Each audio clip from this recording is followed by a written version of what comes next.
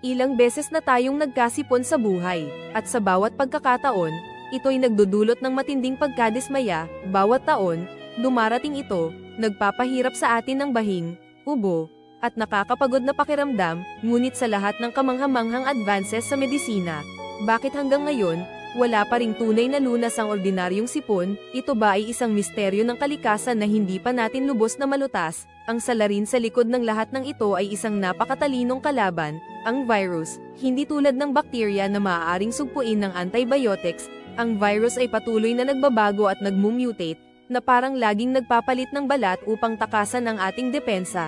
Kaya, ang bakuna o gamot na epektibo ngayon ay maaaring walang silbi bukas. Dagdag pa rito, ang antibiotics ay walang kapangyarihan laban sa mga virus, dahilan upang lalong maging mahirap ang trabaho ng ating mga doktor. Sa huli, ang ating sariling immune system ang tunay na bayani sa walang katapusang labanang ito.